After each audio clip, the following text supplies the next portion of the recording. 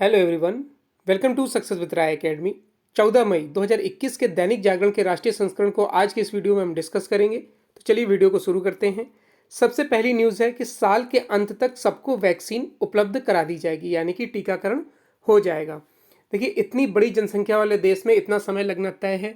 हालांकि जैसा कि अमेरिका में भी अभी तक 25 करोड़ डोज लगाई गई हैं, ऐसा दावा किया जा रहा है और इसमें भी उन्हें 115 दिन लगे हैं।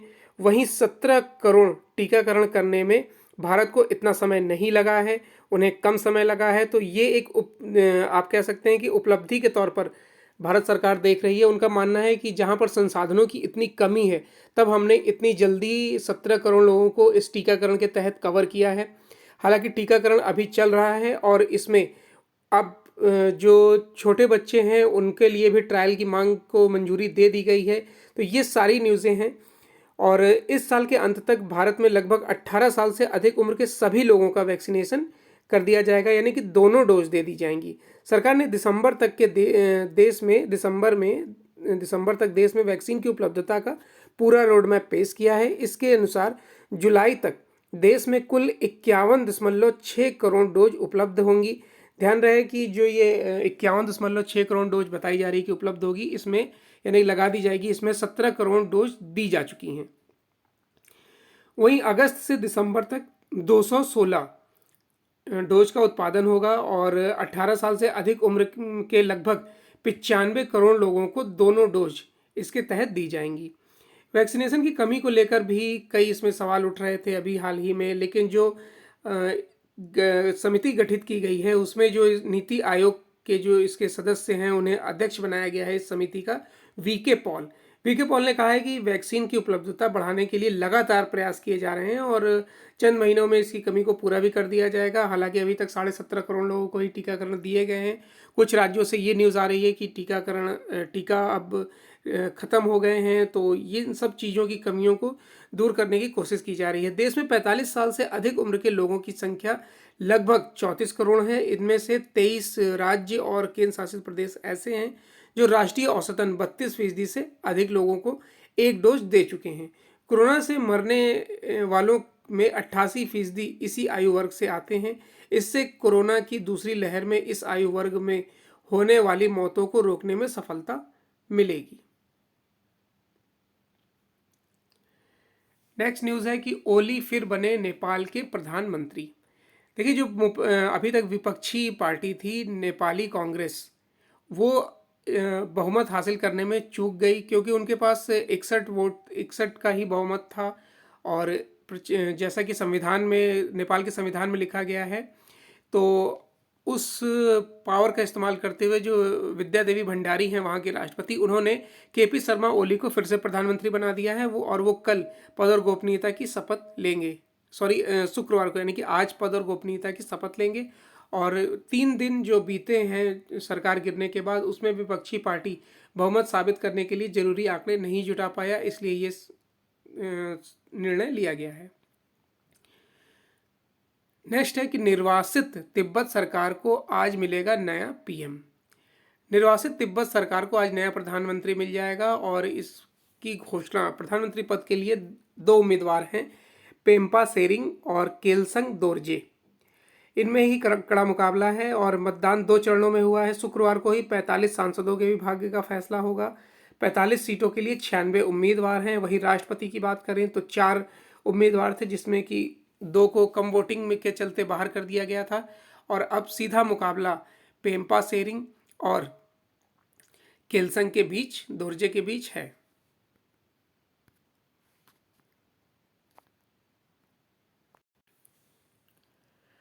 दुनिया में 14,000 से ज़्यादा मौतें, 24 घंटे में 7.5 लाख से ज़्यादा नए संक्रमित पाए गए हैं। और आपको पता होगा कि 14,000 से ज़्यादा मौतें हुई हैं। अब देखिए भारत में इसकी क्या स्थिति है, आप इन आंकड़ों से साफ पता कर सकते हैं। 7.5 लाख केस दुनिया में निकल रहे हैं, जिसमें लगभग 3.5 लाख केस सिर्फ और सिर्फ इंडिया में निकल रहे हैं। और इंडिया की स्थिति इस समय बेहद ख़राब है। 4,000 मौतें हो रही हैं, जिसमें कि 14,000 विश्व में हो रही हैं। यानी कि आप सोचिए कि लगभग अगर हम आधे को आंकड़े को भी बोल दें, क्योंकि ये सारे सरकारी आंकड़े हैं, प्राइवेट हॉस्पिटल्स के पूरे आंकड़े नहीं लिए जाते हैं, और जो लोग घर पर ही यानी कि हॉस्पिटल पहुंच ही नहीं पा रहे हैं, ग्रामीण इलाके, इन सब के आंकड़ों की तो बात ही छोड़ दीजिए। तो ये जो कोरोना वायरस है अब फिर से एक तरीके से हावी हो रहा है विश्व पर, और कई देशों में पूरी तरीके से ये नए रूप बदल रहा है, जिसमें भारत भी है। और अब ये और शक्तिशाली होकर आप कह सकते हैं कि गंभीर बीमारियां दे रहा है, जैसे ब्लैक फंगस।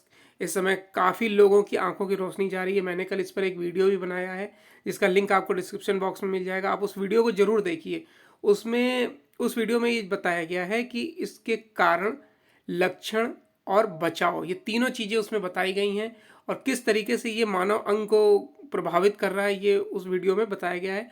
तो मैं चाहूँगा कि आप उस वीडियो को एक बार ज़रूर देखिए, ताकि आपको ब्लैक फंगस यानी कि म्यूकोरमाइकोसिस के बारे में पूरी जानकारी होनी चाहिए। दुनिया में कोरोना महामारी का कहर थमने का नाम नहीं ले रहा है। कई देशों में इस खतरनाक वायरस का प्रकोप दोबारा बढ़ गया है। नतीजतन वैश्विक स्तर पर नए मामले और मरने वालों की संख्या में बहुत बढ़ोतरी हुई है, जैसा कि आपको बताया गया है। जॉनसन हॉपकिंस यूनिवर्सिटी के डाटा के अनुसार गुरुवार सुबह कोरोना पीड़ितों का वैश्विक आंकड़ा 16,63,260 हो गया। मरने वालों की संख्या भी बढ़कर 33,26,378 हो गई। कोरोना महामारी से सबसे ज़्यादा जूझने वाले अमेरिका में अब तक कुल 3,35,80,000 से ज़्यादा मामले मिले हैं।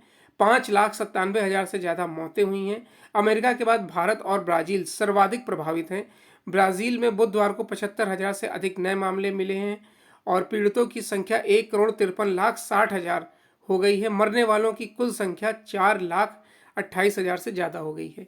वही अगर हम अपने पड़ोसी देश नेपाल की बात करें, तो वहाँ पर भी महामारी बढ़ रही है और हालात बिगड़ गए हैं, और ऑक्सीजन की कमी होने लगी है। नेपाल में कोरोना महामारी की दूसरी लहर के गहराने से हालत बिगड़ती दिख रही है। नए मामलों में तेजी से वृद्धि हो रही है। अस्पतालों में भी वही स्थिति है जो भारत की है, और वहाँ भी ऑक्सीजन की कमी देखी जा रही है, महसूस की जा रही है। सुप्रीम कोर्ट की सुनवाई के सीधे प्रसारण पर विचार, और ये स्टेटमेंट दिया है जस्टिस रमन्ना ने। मुख्य न्यायाधीश CJI NV रमन्ना ने कहा है कि वह सुप्रीम कोर्ट की सुनवाई के सीधे प्रसारण के प्रस्ताव पर सक्रियता से विचार कर रहे हैं। हालांकि इस दिशा में कोई कदम बढ़ाने से पहले उन्होंने शीर्ष अदालत में अपने सहयोगी जजों से बात करने की बात कही है। और उन्होंने ये बताया है कि जब चीफ जस्टिस ऑफ इंडिया जो बने हैं रमन्ना, उन्होंने बताया कि मैं अपने शुरुआती दौर पर पत्रकार हुआ करता था, तो मुझे पता है कि कोर्ट की कार्रवाई को कवर करने के लिए कितनी दिक्कतों का सामना करना पड़ता है। आज भी पत्रकारों को इस चीज़ को कवर करने के लिए वकीलों पर निर्भर रहना पड़ता है। तो इस तरीके से अगर हम अभी जो उन्होंने एक एप्लीकेशन लॉन्च किया है, जो सुप्रीम कोर्ट की वेबसाइट पर जाकर मिलेगा, जिससे पत्रकार सीधे उन केसेस को कवर कर सकेंगे जो काफ़ी, आप कह सकते हैं कि बड़े केस माने जाते हैं, जैसे राम मंदिर हो गया, 3 तलाक हो गया। ऐसे केसेस की जो रिपोर्टिंग है वो पत्रकार इस एप्लीकेशन के माध्यम से कर सकेंगे। वकीलों पर उनकी निर्भरता कम होगी। उन्होंने इसके साथ ये भी कहा है कि अभी फ़िलहाल में इसमें कुछ कमियां हैं, जिसे दूर किए जाने की कोशिश है। हमारी टेक्निकल टीम उसे दूर कर रही है। इसको खूब बढ़ा चढ़ाकर ना दिखाया जाए, और आगे आने वाले समय में कोर्ट की कार्रवाई को किस तरीके से लाइव किया जाए, इस पर मैं अपने सहयोगियों से बात कर रहा हूं। अगर जो भी निर्णय लिया जाएगा उस पर तत्काल प्रभाव से उसे पारित भी किया जाएगा। केंद्र की मदद से पूरी होने लगी फंसी परियोजनाएं। देखिए, जो कुछ परियोजनाएं थीं जो लटकी पड़ी थीं, उन्हें अब पूरा करने के लिए केंद्र तत्पर हो गया है। विभिन्न कारणों से अटकी पड़ी आवासीय परियोजनाओं को पूरा करने के लिए 2 वर्ष पहले वित्त मंत्रालय द्वारा किया गया प्रयास रंग लाने लगा है। मंत्रालय ने अटकी पड़ी आवासीय परियोजनाओं को पूरा करने के लिए वर्ष 2019 में special window for affordables and mid income housing यानी कि स्वामी योजना शुरू की थी। इस स्कीम के तहत मुंबई स्थित रिवाली पार्क में तैयार होने वाली पहली आवासीय परियोजना में फ्लैट बुक कराने वाले 640 खरीदारों को वित्त मंत्री निर्मला सीतारमण ने गुरुवार को चाबी सौंप दी। सीतारमण ने इस मौके पर कहा कि स्वामी फंड से मकान के लिए कर्ज लेने वाले उन 1.16 लाख खरीदारों को फायदा होगा जिनकी आवासीय परियोजना किसी न किसी कारण से निर्माण के अंतिम चरण में अटक गई थी। स्वामी फंड के तहत 1500 अटकी पड़ी आवासीय परियोजनाओं को पूरा करने के लिए 25,000 करोड़ रुपए का प्रावधान किया गया है। उद्योग जगत अनिवार्य लाइसेंस खत्म करने के खिलाफ। देश में कोरोना वैक्सीन की कमी ने फिलहाल सबकी चिंता बढ़ा दी है, लेकिन वैक्सीन का उत्पादन बढ़ाने के लिए केंद्र सरकार की तरफ से अनिवार्य लाइसेंसिंग व्यवस्था खत्म करने के विचार का उद्योग जगत विरोध कर रहा है। उद्योग जगत ने संगठन फिक्की ने कहा है कि अगर भारत सरकार ऐसा कदम उठाती है तो उसका उल्टा असर होगा। फिक्की का कहना है कि इस फैसले से भविष्य में कोई भी कंपनी वैक्सीन और नई दवाओं की अनुसंधान संबंधी गतिविधियों पर बिल्कुल खर्च नहीं करना चाहेगी, क्योंकि उसे अपना निवेश डूबता दिखाई देगा।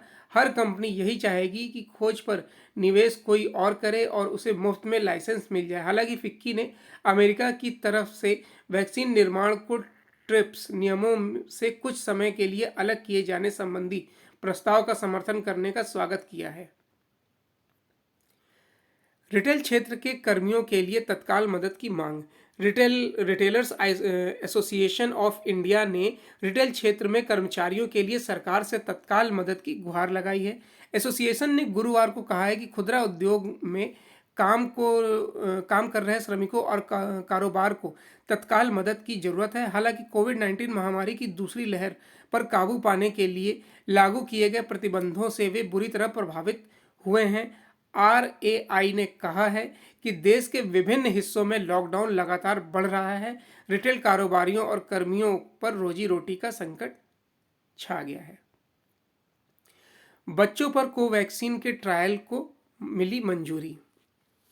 देखिए, ये बहुत बड़ी न्यूज़ है और इसमें जिस तरीके से मांग की जा रही थी उसके तहत अब इसको मंजूरी मिली है। देश के शीर्ष दवा नियामक ने भारत बायोटेक को कोवैक्सीन का 2 से 18 वर्ष आयु वर्ग पर दूसरे और तीसरे चरण के क्लिनिकल ट्रायल को मंजूरी दे दी है और केंद्रीय स्वास्थ्य मंत्रालय ने गुरुवार को यह जानकारी दी है। भारत बायोटेक देश के विभिन्न केंद्रों पर जल्द ही 525 वॉलंटियर्स पर यह परीक्षण शुरू करेगी। मंत्रालय ने कहा है कि भारतीय दवा महानियंत्रक यानी कि डीसीजीआई ने 12 मई को विषय विशेषज्ञ समिति की सिफारिशों का गहनता से आकलन करने के बाद उन्हें स्वीकार कर लिया है और भारत बायोटेक को उनकी कोवैक्सीन का 2 से 18 वर्ष आयु वर्ग पर दूसरे और तीसरे चरण के क्लिनिकल ट्रायल को मंजूरी दे दी है। हैदराबाद स्थित भारत बायोटेक ने 2 से 18 वर्ष के बच्चों पर कोवैक्सीन की सुरक्षा और प्रतिरक्षा का आकलन करने की अनुमति मांगी थी। 12 से 16 हफ्ते के अंतर पर कोविशील्ड की दूसरी डोज। सरकार ने कोविशील्ड की 2 डोज के बीच अंतर को 6 से 8 हफ्ते से बढ़ाकर 12 से 16 हफ्ते करने की मंजूरी दे दी है। स्वास्थ्य मंत्रालय ने गुरुवार को यह जानकारी दी है। इस संबंध में national technical advisory group on immunisation के कोविड-19 वर्किंग ग्रुप ने सिफारिश की थी। कोवैक्सीन की दोनों डोज के बीच अंतर में कोई बदलाव नहीं किया गया है और इसमें नए प्रमाणों विशेष रूप से ब्रिटेन से मिले डाटा के आधार पर कोविड-19 वर्किंग ग्रुप ने दोनों डोज के बीच अंतर को बढ़ाने की सिफारिश की है। इसमें जो अन्य सिफारिशें की गई हैं उन्हें देख लेते हैं कि गर्भवती और स्तनपान करा रही महिलाओं को भी टीके के प्रभाव की जानकारी देकर टीकाकरण का विकल्प दिया जाए। कोरोना पॉजिटिव हो चुके लोगों को ठीक होने के 6 महीने बाद टीका लगाया जाए। अभी 4 से 8 हफ्ते में लगाया जाता है। पहली डोज के बाद पॉजिटिव पाए गए लोगों को ठीक होने के 4 से 8 हफ्ते बाद दूसरी डोज दी जाए। प्लाज्मा थेरेपी से ठीक हुए लोगों को डिस्चार्ज होने के 3 महीने बाद टीकाकरण करना चाहिए और किसी अन्य बीमारी के कारण अस्पताल में भर्ती हुए या आईसीयू में रह रहे लोगों को ठीक होने के 4 से 8 हफ्ते के बाद टीकाकरण किया जाए। और लास्ट पॉइंट है कि कोविड टीकाकरण से पहले रैपिड एंटीजन टेस्ट कराने की कोई ज़रूरत नहीं होगी। इसमें टीकाकरण केंद्र पर अनावश्यक भीड़ होगी। नेक्स्ट है, गाँव में संक्रमण रोकने को राज्यों ने किए इंतजाम। देखिए, जो ये दूसरी लहर आ रही है इसमें अब सबसे ज़्यादा प्रभावित ग्रामीण इलाके भी हो रहे हैं, क्योंकि पहली लहर में ग्रामीण इलाकों को बचा लिया गया था, उन्हें संक्रमित होने से बचा लिया गया था, क्योंकि इस तरीके से लॉकडाउन लगाया गया था, संपूर्ण लॉकडाउन। इस बार क्या हुआ है कि ना तो संपूर्ण लॉकडाउन लगाया गया है, लॉकडाउन लगाया भी जा रहा है तो आंशिक तौर पर लगाया जा रहा है, उतनी सख्ती नहीं बरती जा रही है। इससे क्या हो रहा है कि जो मजदूर पलायन कर रहे हैं अपने गाँव को, घरों को, वो कहीं ना कहीं अब एक तरीके से आप कह सकते हैं कि कोरोना वायरस फैला रहे हैं अपने ग्रामीण क्षेत्रों में। तो इस पर भी अब सरकार काफ़ी चिंतित है। ऐसे में जब कोरोना वायरस महामारी की लहर धीरे धीरे ग्रामीण इलाकों की तरफ बढ़ रही है, तो कई राज्यों ने पंचायती राज इकाइयों द्वारा स्वघोषित लॉकडाउन, प्रवासियों के आंकड़े जुटाने, बीमारियों को मुफ्त ऑनलाइन परामर्श मुहैया कराने सहित कई पहल की हैं। सरकारी सूत्रों ने इसमें बताया है कि गांव में कोरोना को फैलने से रोकने के लिए कई राज्यों ने केंद्र में मशवरा करके कदम उठाए हैं और उन्होंने गुजरात के पंचायती राज्य संस्थानों द्वारा स्वघोषित लॉकडाउन, असम में राज्य के बाहर और भीतर से पंचायत क्षेत्र में आने वाले प्रवासियों के आंकड़े एकत्र करने के अलावा ग्राम सुरक्षा समितियों का गठन कर कुछ ऐसे ही उपाय किए हैं। हिमाचल प्रदेश ने बीमार लोगों को परामर्श के लिए ई संजीवनी ओपीडी की शुरुआत की है, जबकि केरल में कुटुम्बश्री सामुदायिक नेटवर्क का संयुक्त कार्यक्रम केरल सरकार द्वारा शुरू किया गया है।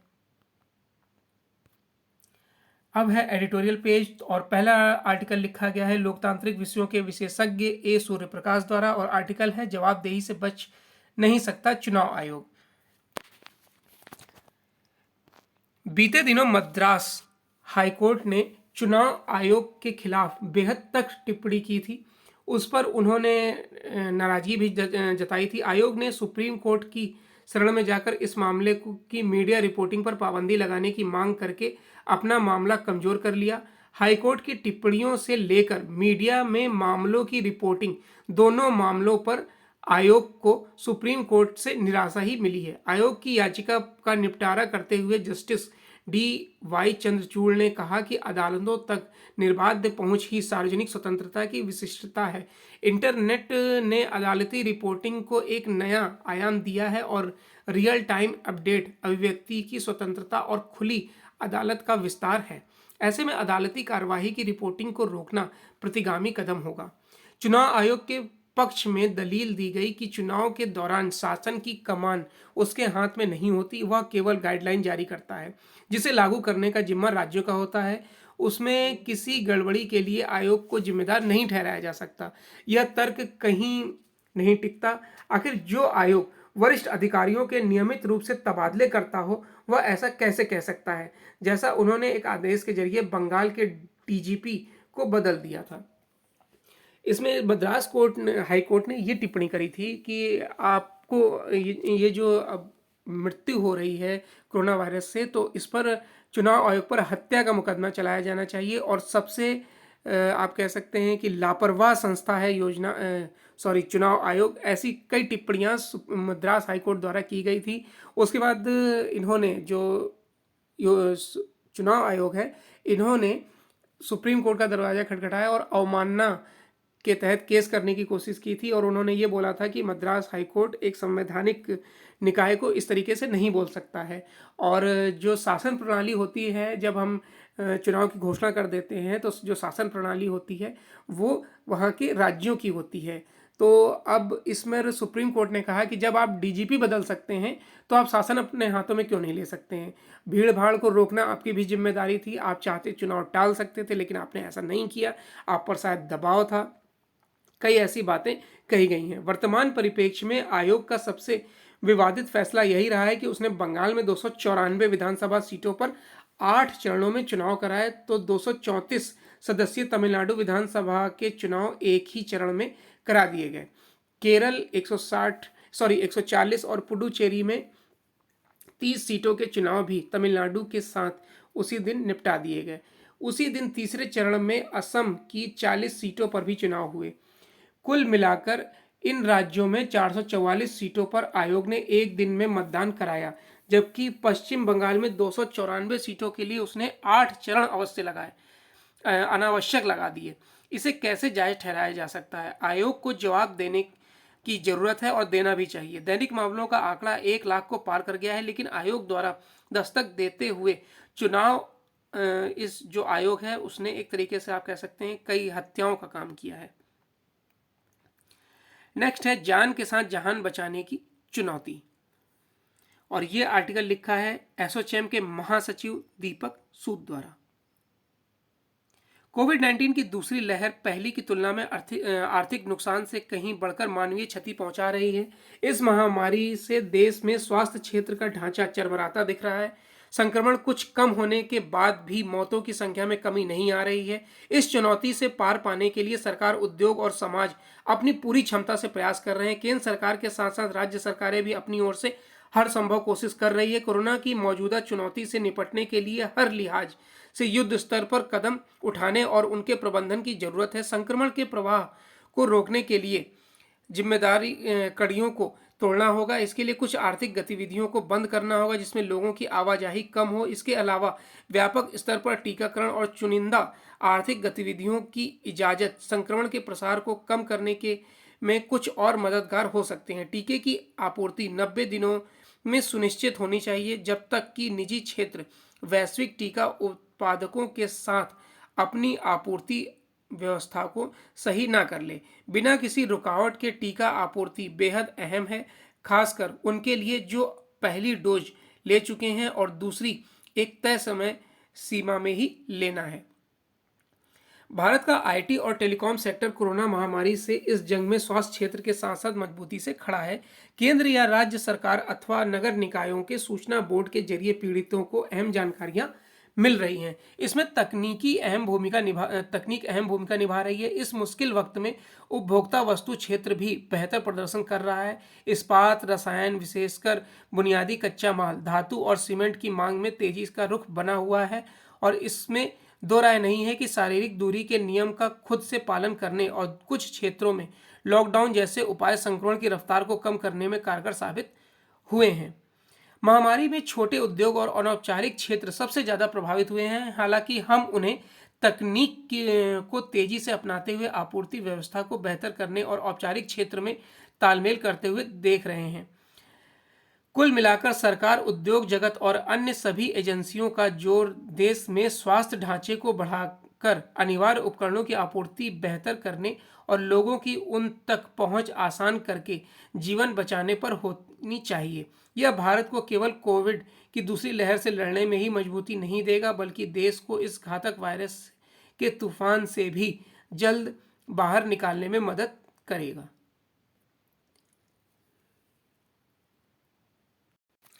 तीसरा आर्टिकल है जो विपक्ष द्वारा केंद्र सरकार को, भारत सरकार को एक चिट्ठी लिखी गई थी जिसमें 12 सुझाव दिए गए थे और उसमें जो भीषण संकट है इसमें कुछ नेताओं ने किस तरीके से सस्ती राजनीति भी करी है, इसका उदाहरण एक दर्जन विपक्षी दलों नेताओं की ओर से प्रधानमंत्री को लिखी गई चिट्ठी में है। इस चिट्ठी को नेक इरादों से लिखने का दिखावा करने के लिए भले ही इसमें टीकाकरण अभियान तेज करने, टीकों की उपलब्धता बढ़ाने और ज़रूरतमंदों को अनाज उपलब्ध कराने जैसे सुझाव दिए गए हों, लेकिन सेंट्रल विस्टा का काम रोकने और नए कृषि कानून रद्द करने जैसे सुझावों से संकीर्ण इरादों की पोल खुलती है। यह चिट्ठी कुल मिलाकर यही बताती है कि विपक्षी दल इस संकट काल में भी न तो राजनीति करने से बाज आ रहा है और ना ही एकजुट होने का परिचय दे रहा है। तो ये आज का यानी 14 मई 2021 का दैनिक जागरण का राष्ट्रीय संस्करण था। आई होप आपको वीडियो अच्छा लगा होगा। अगर आपको वीडियो अच्छा लगा हो तो लाइक और शेयर कर दीजिएगा। वीडियो देखने के लिए धन्यवाद।